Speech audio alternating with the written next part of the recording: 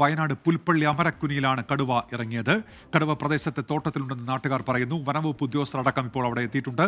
നാട്ടുകാരും അവിടെ തമ്പടിക്കുന്നുണ്ട്. സുജിത്ത് അയ്യപ്പത്ത് വിവരങ്ങളുമായി ചേരുന്നുണ്ട്. ഇപ്പോൾ സുജിത്ത്, ഈ വനംവകുപ്പ് ഉദ്യോഗസ്ഥരടക്കം സ്ഥലത്തുണ്ടല്ലോ, ഈ കടുവ ആ തോട്ടത്തിൽ തന്നെ എന്ന് അവരും ഉറപ്പിക്കുന്നുണ്ടോ സുജിത്ത്?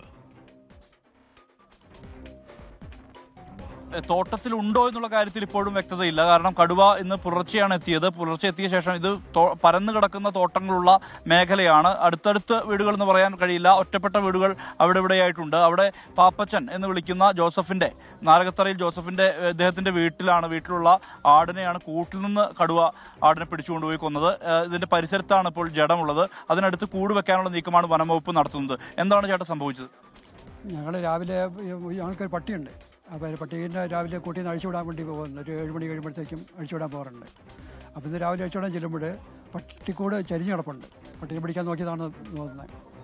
അപ്പോൾ അങ്ങനെ ഈ പട്ടിക്കൂടിൻ്റെ അടുത്ത് തന്നെയാണ് ആട്ടിൻകൂട്ടുള്ളത്. അപ്പോൾ ആട്ടിൻകൂട്ടിൽ നോക്കുമ്പോൾ ഒരു 2 ആടുണ്ടായിരുന്നു, ഒരെണ്ണത്തിനെ കാണുന്നില്ല. അപ്പോൾ ഈ പുൽക്കൂടി കൂടെ ആടിനെ വലിച്ചെടുത്തൊക്കെ പോലെ കാണുന്നുണ്ട്, രോമൊക്കെ പിടിച്ചിരിക്കുന്നത് കാണുന്നുണ്ട്. അപ്പോൾ അങ്ങനെയാണ് എന്തെങ്കിലും മൃഗം പിടിച്ചുകൊണ്ടായിരിക്കും എന്നുള്ള ചിന്ത വരുന്നത്.